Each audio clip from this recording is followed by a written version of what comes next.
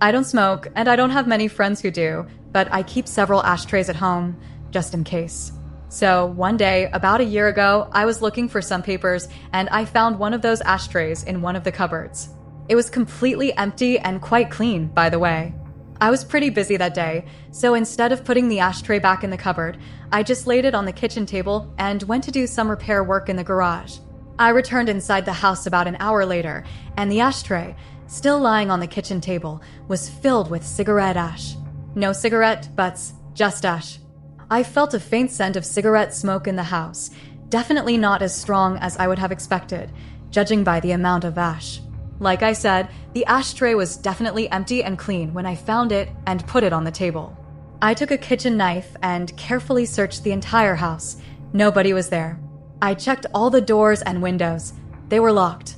Then I searched the house again, checking was any cash or valuables missing, but it was all there.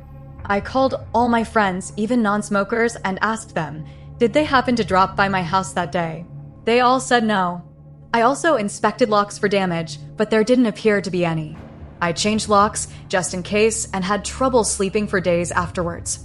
I actually stored the ash into the bag, and I still keep it in the drawer just in case. Though I doubt it will actually resolve or prove anything.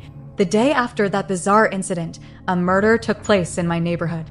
A mentally disturbed girl with a history of drug abuse stabbed a convenience store cashier to death, following an argument over a pack of cigarettes. It is very likely unrelated, but sometimes I wonder. I don't keep spare keys in the yard, in front of the door, or anything like that in case someone is wondering. Not sure if this counts as paranormal exactly, but it creeped me and my roommate out. So my roommate and I lived in a 2-bedroom apartment with a shared living space. I had just laid down in bed to go to sleep for the night, and my roommate was still up in the living room doing schoolwork. It was almost midnight. As I'm laying there on my phone, I get a call from a number I don't recognize. I answer it, expecting a telemarketer. Hello. A kind of high-pitched man's voice answers, hey, is this my name? I should have hung up at this point.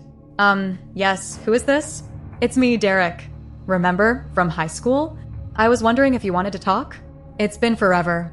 I went to an extremely small, rural high school, greater than 100, and there was no one in my graduating class, or any class, named Derek.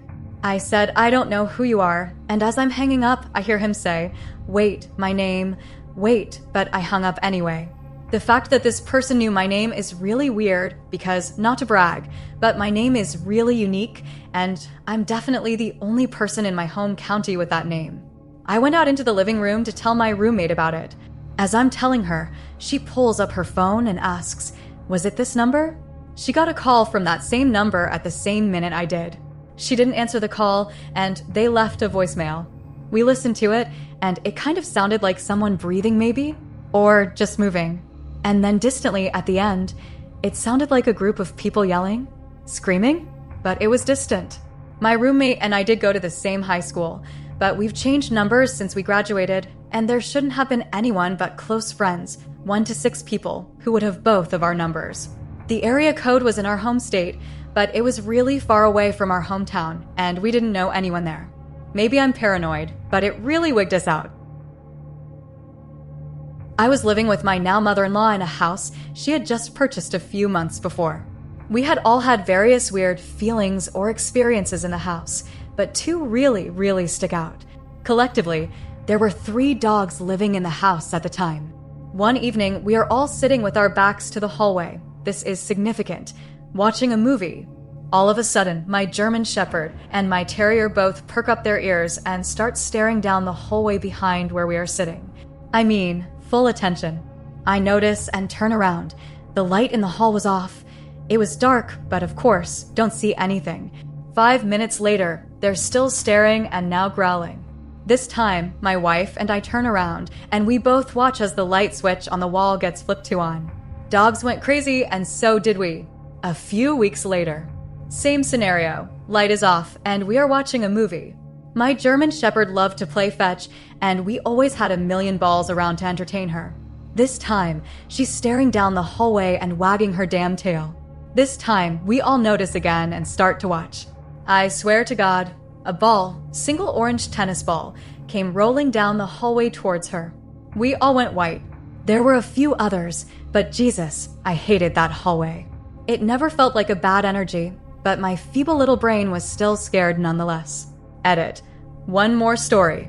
My mom-in-law was having these dreams a few weeks after moving in about the house catching on fire and burning to the ground with us all inside. Horrible. About 3 weeks after these dreams, we woke up one morning and distinctly smelled smoke coming from the house somewhere. Panicked, we all started searching and eventually came to the garage. On a rafter, we noticed smoke coming out from around a fluorescent light fixture. At that moment, I realized, my God, it's attached directly to this old dried-out beam. The light was left on all night, and it was clearly burning the rafter ever so slightly. Lights are not supposed to be secured/screwed on to a rafter like that. So we like to think our ghost hosts were looking out for all of us. After that, her dreams stopped. Thanks, Ghosty. I shared a room with a guy in college who was a musician. He'd stay out late almost every night and come home around 3 or 4 in the morning. Our room was a straight shot through the kitchen from the front door. One night, I woke up to the bedroom door opening and figured it was just my roommate coming home after a gig.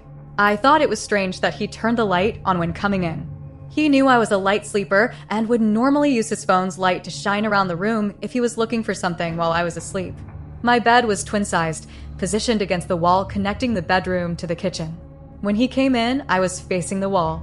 I kept my eyes closed and pretended I was still asleep because I didn't feel like having a conversation with a most likely drunken friend while I was still half asleep. I heard him go to his side of the room, opposite of my bed, and rustle around his desk and dresser looking for something. Sometimes he would grab some clothes for the next day and go stay at a buddy's house, so I wasn't concerned. Then I felt him start reaching under my bed. I kept a few things under there, but he would normally ask before straight up taking anything of mine. At that point, I was really confused and annoyed by all this, so I made it a point to aggressively roll over on my other side and face the middle of the room and the direction from where he was reaching, so he knew I was pissed that he was ruining my beauty sleep. Then I heard nothing, but I could feel he shot up from under the bed and was just standing there. I never opened my eyes, but I figured he would either apologize for waking me up or something. But he never said a word. He just stood there. After probably 2 minutes, with the light still on, I heard him leave the room and go to the kitchen. I opened my eyes after a couple more minutes because he left the light on in the bedroom. He wasn't in the kitchen, but he had pulled a knife from the knife block and left it on the table.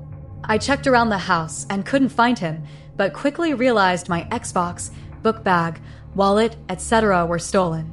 I called my roommate to see if he had been home, but he was miles away at a party. He still had his house keys and never gave them to anyone else prior. I must have accidentally left the door unlocked that evening, which was the one time someone decided to check the knob. Police never followed up with me after that night, so I doubt they ever caught the guy. I can't imagine what would have happened if I ever did open my eyes and see that guy standing there, or if I chased him out to the kitchen.